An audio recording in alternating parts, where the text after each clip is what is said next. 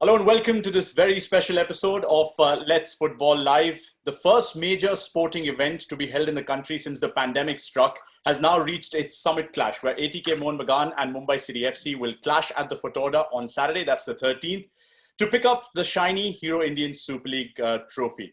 After almost 4 months, almost 300 goals and 114 matches, we finally have our two finalists. And nobody's been happier watching this than the man who joins me on this special episode, Igor Stimac, the men's national team head coach. Coach, it's been a while. Thank you so much for sparing time. How have you been? Thank you very much for asking. Thank you very much for inviting me to talk about ISL and Indian football and future. And once again, congratulations to all of you who survived this longest bubble in the world in regards to all sporting events.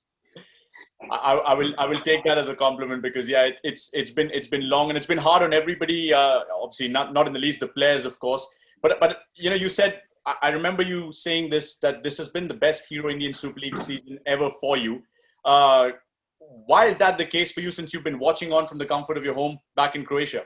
I need to say that I feel that I'm 100% right when I'm saying something like that, because this was the most difficult season for all the players, all the stakeholders involved in regards to COVID situation. First, how to organize it, how to survive, how to escape from many injuries, because this was the first time when our players were facing a problem of playing many games in such a short time, because each 3 or 4 days there was another game coming up, and so on. And they all survived. We watched wonderful goals, great actions, open football for most of the times, and we could enjoy it. And I need to say once again, thank you for making my life easier here and making it better. Whereabouts are you, coach, at the moment in Croatia, if I could ask you? I'm at my place with my family at home, where I spent past 12 months without taking any risk, following the measures which were given by our government and making sure that everyone stays safe in the family. Excellent. Now, obviously, this is a season this has been a season like no other. Everyone, like you said, has been in a bubble. But no travel, Igor, also means more time on the training ground. That's on one side. That's the positive of it, possibly. The strain of it is possibly felt on the mental side of things. How do you think players would have adjusted to this with your experience? Yeah, in one hand, if you think about that, it seems that the players had much more time for training sessions. But when you watch back and you see that they were playing for most of the times 3 games in a week, it wasn't supposed to happen like that, because after playing 1 game, all you need to do is refresh your players' leg. There is no much time for training. It's mostly all the focus is based on refreshing their mind and making them ready in their heads for a following game. Yeah, I can't disagree with that. The variety of players who've emerged across different positions on the pitch, and we've seen that in particular this season. Any improvement you've seen in the tactical or the technical ability, if I can call it that you would have observed from close quarters? That's a good question, actually, because I'm quite happy with what I've seen this season, especially with Hyderabad, which was the greatest and the best surprise of this ISL season. I felt sorry at the end for Manolo Marquez and his boys, who worked very hard, who played most of the games with only, I think, average per game was 3 foreign players on the pitch in the starting lineup, which proved and showed us that we are right saying that Indian and homegrown players deserve more chances and more space for their development. Overall, that was a great season. Many new players emerged, many new faces. They justified the challenges they were in front of them, and it's giving us more choice now at the end. The question in front of us now is, are they capable of competing at international level? That's one question we need to answer very soon. And precisely, I will use following work with these. That's one question we need to answer very soon. And precisely, I will use following work with these players to see many new faces and to check on them how good they can be facing Oman and United Arab Emirates, which are good sides in Asia. Yeah, I can't disagree, because we've traditionally seen with Hero Indian Super League sides, Igor, that the spines have been foreigners. And you mentioned Hyderabad, and I'll touch upon Hyderabad later on as well in this special episode. But when the spine's been foreigners, it's usually supplemented by Indians. But this season, we've seen Indian players starting to take more, if I could call it, commanding roles across different positions, in positions where you wouldn't find Indians quite often. Do you think that's been the big change this season? That's been the case, and you are right. This season, more Indian players emerged on these final positions, but not as much as we would like to see. Not as much. We are still facing same problems. Not seeing a single Indian player as a center forward in the starting lineup. The best two of them, Manvir Singh and Sunil Chetri, most of the season played on the sides, on the wide position. Sunil was lucky after his first coach left this season to have Mr. Musa there, who somehow changed the mindset in the team and formation, which was giving opportunity to Sunil and Udanta to play as two forward players. We changed the team dramatically, also putting some young, fresh faces in the middle of the pitch, which was necessary for Bengaluru to revitalize their game and their energy in the field. And congratulations to Mr. Musa for doing so. You mentioned Manvir Singh, so I'll jump straight to ATK Mohun Bagan and Mumbai City FC as well, where we've seen a lot of Indian players emerge. These two sides, Igor, have emerged as the clear powerhouses this season. FC Goa, of course, are playing in the Champions League as well, and Mumbai City FC have booked their place in the Champions League for next season. But how does this ambition, you think, to be able to compete in Asia, to have a proper fight in Asia at club level, help Indian football as a whole, according to you? You see, they will face another problem now, which is connected to the foreign players policy we are still having in India.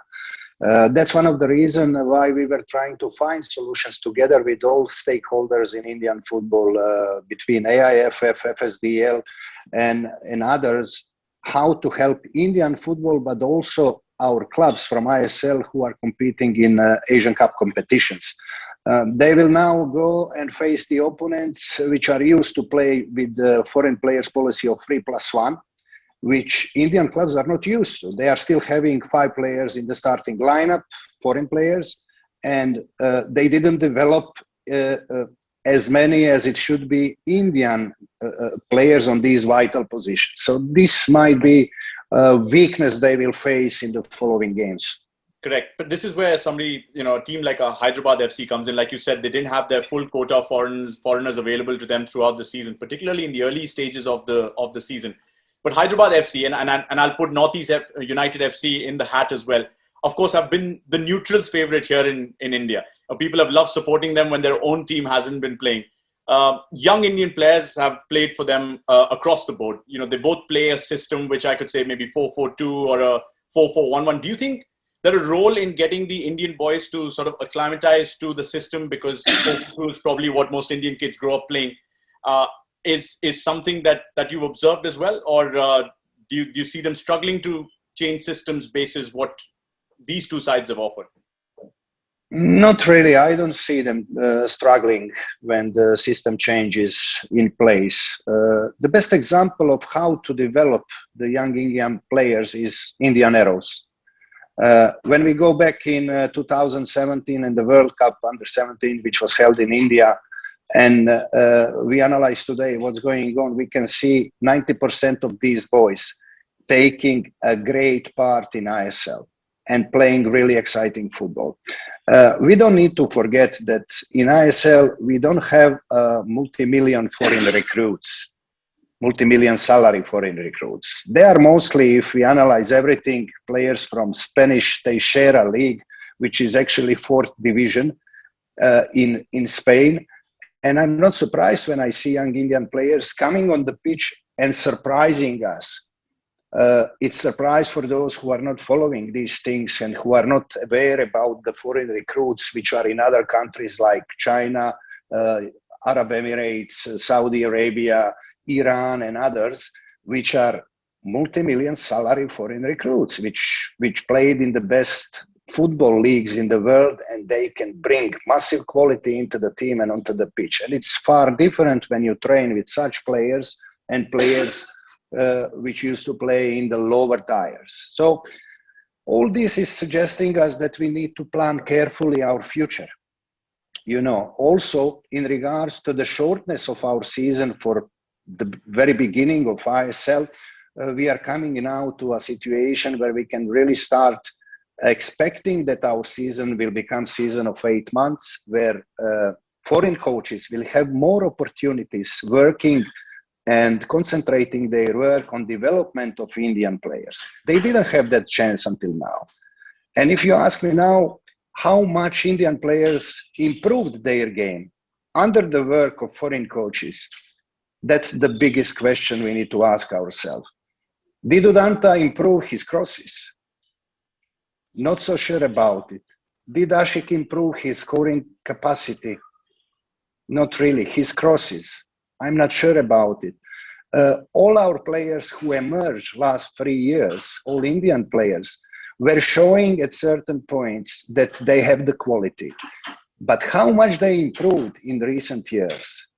It's the answer. We need to be very realistic when we are answering this, and we need to say true, not much. They are still on scoring 2, 3, or 4 goals and making 2 assists, which is not enough for a front players. We still don't have too many Indian players emerging on the center back positions. Attacking midfielders, it's another problem. When we sit down together and make a long-term plan for Indian football, which is on the table but needs to be planned carefully with foreign players policy and everything which is needed for foreign coaches to spend more time with Indian players, improving their qualities on the pitch, their crosses, their shooting abilities, and positional defending, we're going to see much better Indian football team.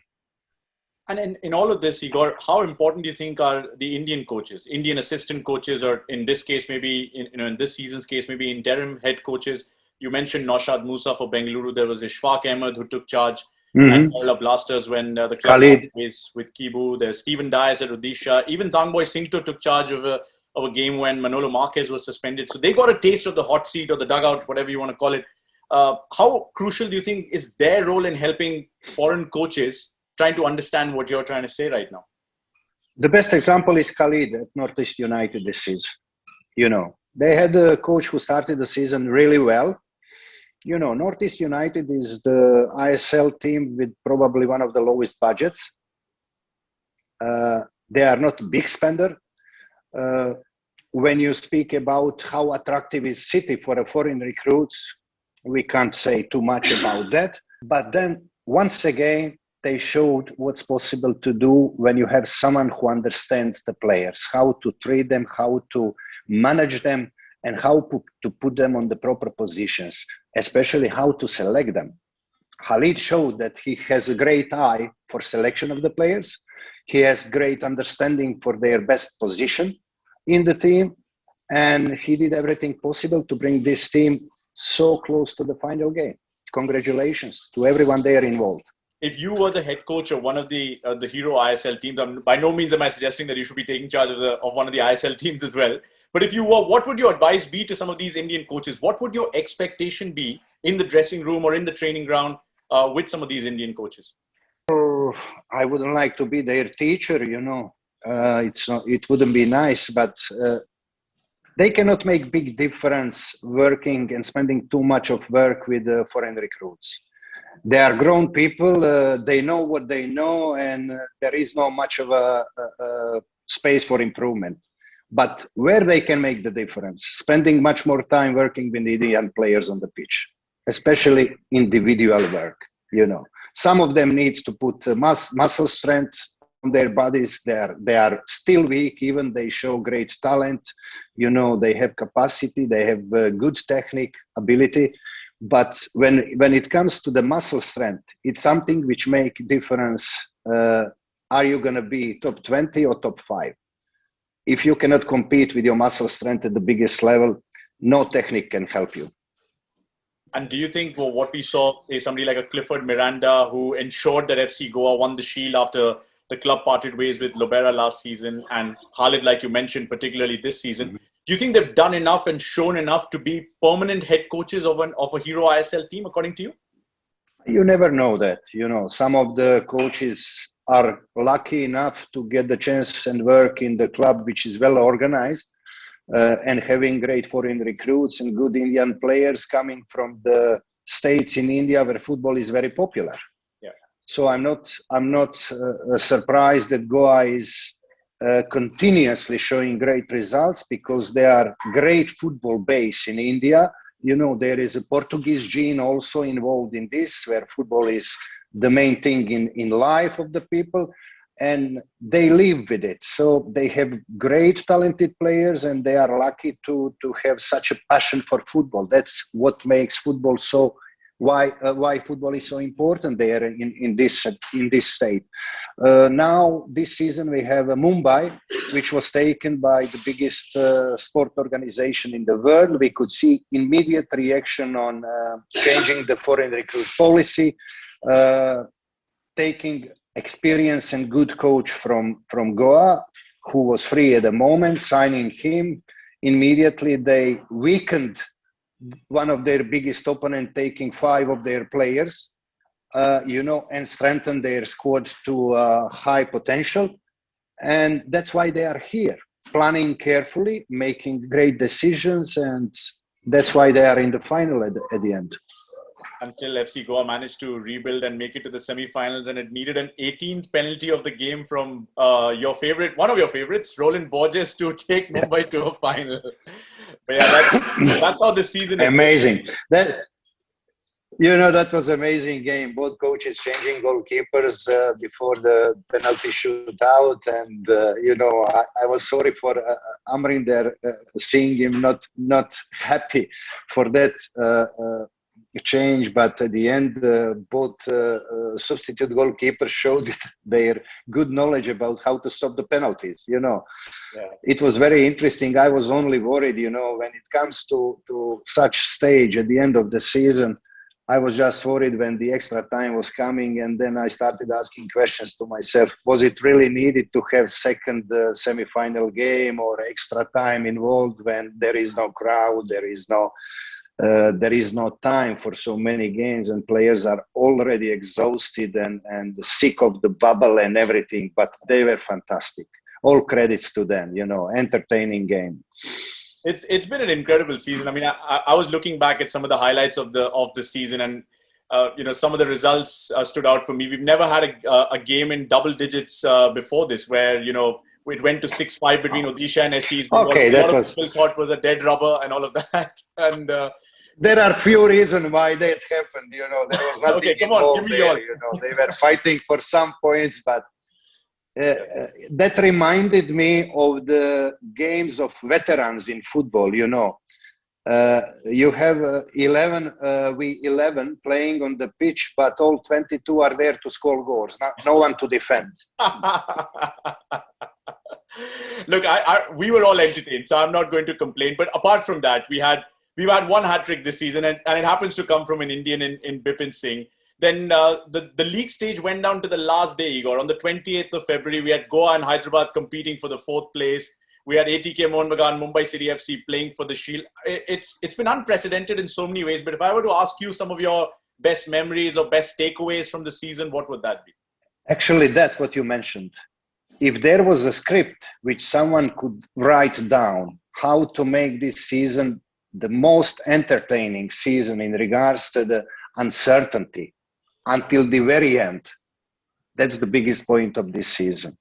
4 clubs until last second fighting for the 4th position, then having uncertainty about who's going to win the league, this first part of the league. Then in the semifinals, such entertaining games once again. There was no favorite in these games. We know that ATK and Mumbai City earned their positions very early into the season, but there was no one who could say, in the second leg, they're favorite, they're going to win it. It was so close. Just seconds or split seconds decided this game. And obviously, we've had 114 matches so far. We will have 115 by the end of the final, which is a longer season than we've ever had before. 20 more matches than the previous 3 seasons. Plus, no fans, obviously, in the stadium this time around. How much do you think this has impacted the performances off the players? The fact that it's been a longer season and no fans in the stadium. It affected them at the beginning, but I think as season was going on, they got used to it. You know, what I feel sorry about is supporters. They were not allowed to see these games live. They were not having possibility for this football day and football holiday when the game is coming to come with the families, watch live games, enjoy and entertain the footballers on the pitch also. But I'm quite sure that all of them, and there were many, many of them, tens of millions of them watching every single game, and we could see them how much they enjoy. We could see when you were showing on the screen how they participate in the games, how they follow their clubs, and how passionate they are. Yeah, I think the fan wall has been. I just hope that for the next season everything is going to change with the help of God, and this pandemic will be behind us. We're going to be safer and having opportunity to having supporters on the stands once again. We need them there. I completely agree with that. Although we are very grateful for that for the fan wall in the stadium, because I've never seen players playing on a pitch, yet their families watching on the giant screen just behind them. And it's one of the best experiences I think I've had covering a game at a stadium. But I'll jump to the players now. You know, I mean, Indian players, we've been talking about them. We've been waxing lyrical about them for the last 4 months and how much they've improved. But any surprise player or players for you that have really caught your eye this year? Surprise? Not many, to be honest, because most of the players who emerged as new faces in ISL, they've been followed by my staff and myself personally through Indian Arrow program, and most of them were part of under 17 World Cup generation. So if I need to mention few, then I would go with Sana Singh, who never got his chance at Goa. And the way he played, composure, he showed calmness with the ball, accuracy with the passing and positioning play. That was something which made me really happy, because you know how much we struggle on these positions. If I need to go for another one, it's definitely Ishan Pandita, because I cannot say that I'm surprised with Manir Singh or Chante or Liston, because I saw him last season. I could see what he's capable of. But Ishan Pandita, yes. He's a big surprise for me, because I didn't have him in my notes. He showed up here after spending years abroad with his family, fighting for his football chances. And the guy gets, I'm not sure, less than 90 minutes total to play, and he scores 4 goals. But most of all, you know, when he comes first time on the pitch, he scores first one, okay. That's the case, which happens quite often. Then he comes next game, 3 minutes on the pitch, he scores again. And then he repeats this 4 times. What I need to check out now, is he capable of doing this for the national team? And you know that this is going to happen very soon. He deserves his chance, because we are so weak on these positions. Not weak in players' quality. We have Sunil there, we have Manvir there, our 2 first options, but we need more players emerging on these positions. And definitely Ishan is defined as a center-forward player, and we're going to give him a chance to prove himself on the international level. Absolutely. The only 2 times I see Ishan Pandita when I'm covering a game which involves FC Goa is when he's eating an apple on the bench, and then he comes on and he scores injury time winners or equalizers. And it's fascinating how that works out. Whatever's in that apple. Not sure if I'm ready to take this apple from his hand. I might let him do it if that is something which helps him score goals. Okay, I'm going to put you on the spot now, and I'm going to ask you to pick your team of the Hero ISL season. Let's go with 5 foreigners and 6 Indians, if that works for you. Is that okay? That's 5 foreigners. You can have lesser if you want. You can have more Indians. No, I mean, it's many things depend on the formation you're going to choose. Then on top of that, you add also the players, the best of them. But I can say that if I need to choose 5 foreign players who were most impressive this season, then I would go with Fall, center back from Mumbai. Okay. I would go with Jahu, Mumbai again. I would go with Ortiz, Goa. Goa, yeah. I would go with definitely Krishna as a center forward there. And Bumu, even he was not at the best of his ability in regards to scoring as many goals as last season, his presence on the pitch for Mumbai City is amazing.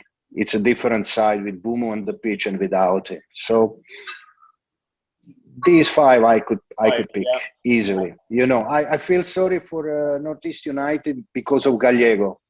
He was not capable of having so many minutes on the pitch, but whenever he was on the pitch, the balls he's capable of putting anywhere which seems impossible, but putting his players in clear positions for goal, that was amazing, you know. So if Gallego was playing more, I would match Bumu with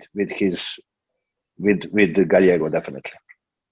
Excellent. And the best thing is and now I need to add 6 Indian players, which is not easy. I would not put myself in that position. I can give you, let's say, best 11 Indian performers on the position this year, as I have seen it. So it would be Amrinder as a goalkeeper, very stable season, not making mistakes, you know, clear, playing with his leg, very solid, influencing the team with the talk, picking up high balls, which is very important for our team, as near as good as Gurpreet, and his first goalkeeper this season in ISL definitely deserves his place in the first 11, which I'm going to choose now.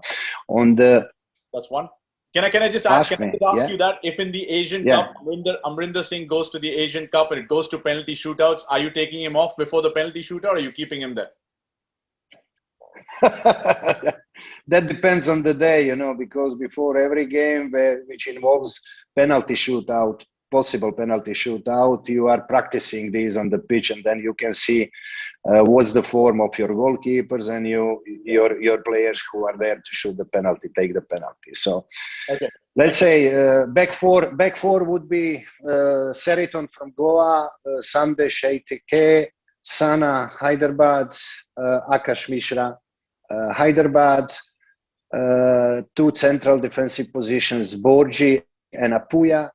On the left-hand side, we could go. We have so many options on the left-hand side. If any of them I put there, I wouldn't make a mistake.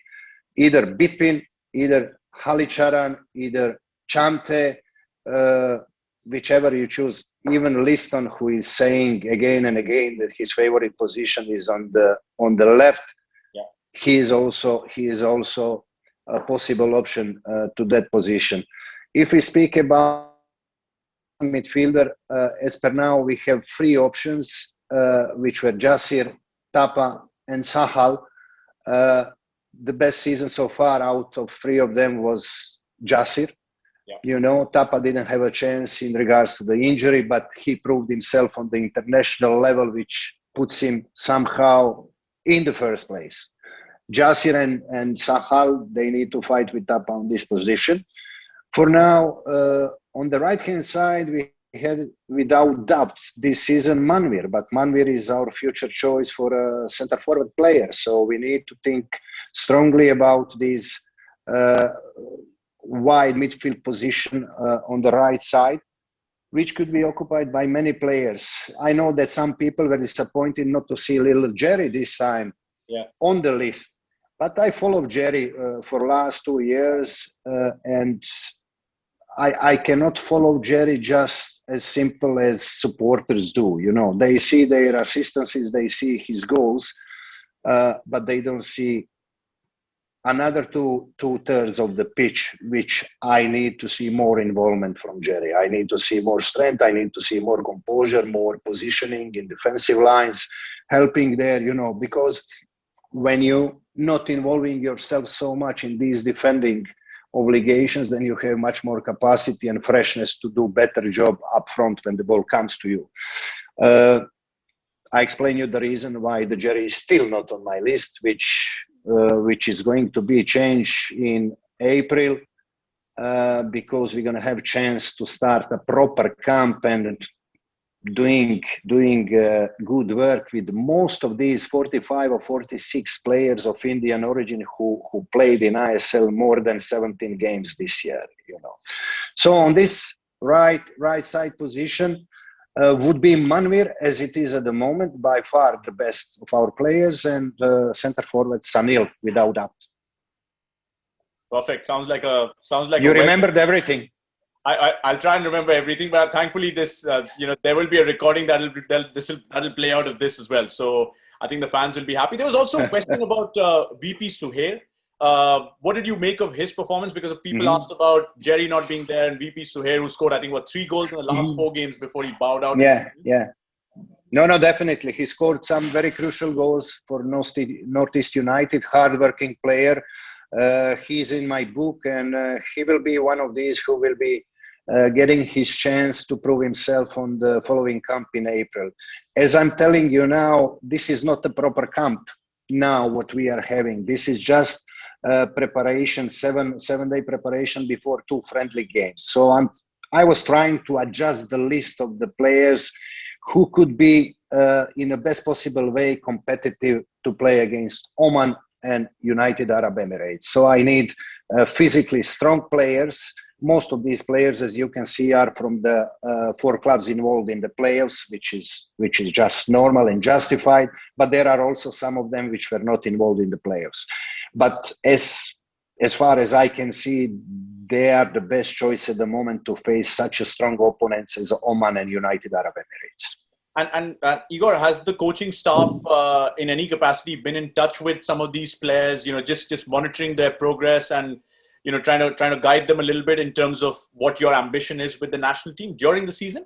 Absolutely. We didn't spend a single day wasting it without consulting players, talking to them. I had many conversations with different ISL coaches. We were following their injury statuses, also full information, and all the numbers are here, So I watched every single game. I just feel sorry that I didn't have more time to watch I-League games, but we all need to understand that the base for Indian national team is ISL. I-League is becoming filter for ISL, and that's the place where those players who can use their abilities to show themselves, to bring attention to ISL clubs, to themselves, and find themselves in ISL the following years if they were doing a good work. But as per now, we have over 100 players involved in ISL, some of them with less minutes on the pitch, half of them with good minutes on the pitch. I would say, you make me right if I'm wrong, 46 or 47 players played more than 17 games this season in ISL, which is very good. Hopefully next season, when we get the chance to start what we were planning to do this year, to start the season of 8 months, involving once again Super Cup as a competition and Duran Cup also, it's going to be very, very different. That's the way we need to follow. And since you speak of the ISL, now all eyes are on Saturday, the 13th, the big final between Mumbai and ATK Mohun Bagan. It's a battle of philosophies, isn't it? Lobera and Habas both have won silverware. Lobera has won a Super Cup. He's won the Shield now with Mumbai. Habas has been a serial winner. Lobera has beaten Habas twice in the league stage, particularly the last. It's all set up beautifully. What kind of battle are you expecting in the final? Yeah, the past means nothing for the future, Yeah.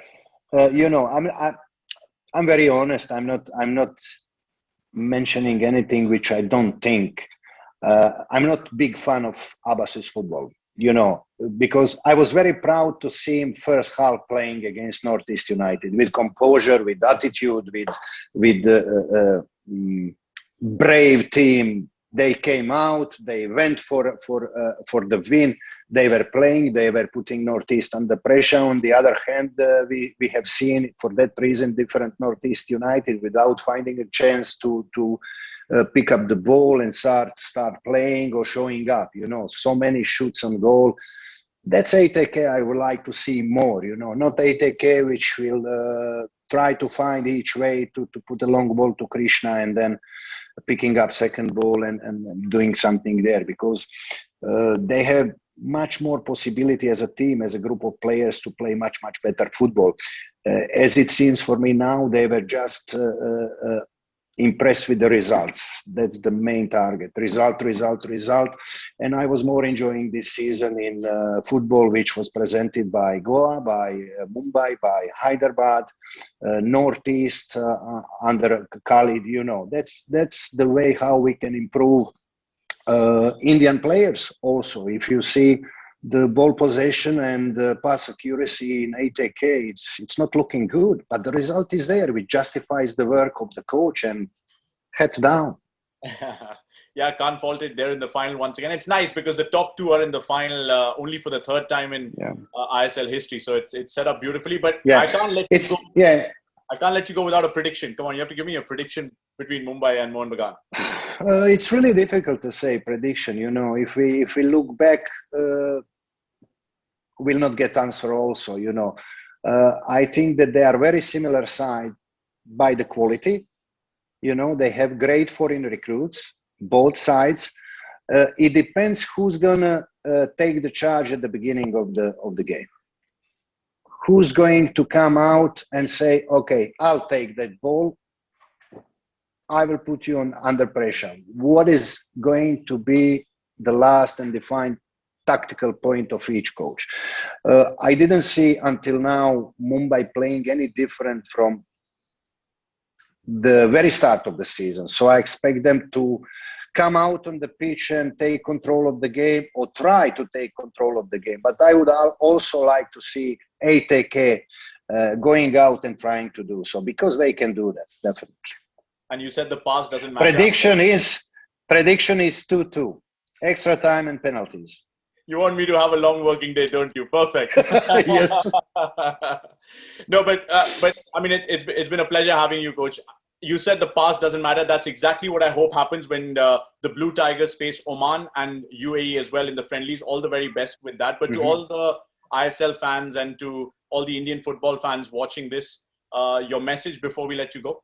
Let's enjoy the game as much as we enjoyed throughout all the season. I hope that everyone will have another very exciting game until very end. And as I told you, I can see both teams going into extra time and taking penalties at the end. So let's enjoy together. Coach, thank you so much for your time. Really means a lot that you spared some time to talk to us on this special episode of Let's Football Live. And all the best for the friendlies and the games in June. And hope to see you soon. Thank you so much, my dear Anand. And God bless you all. Keep safe.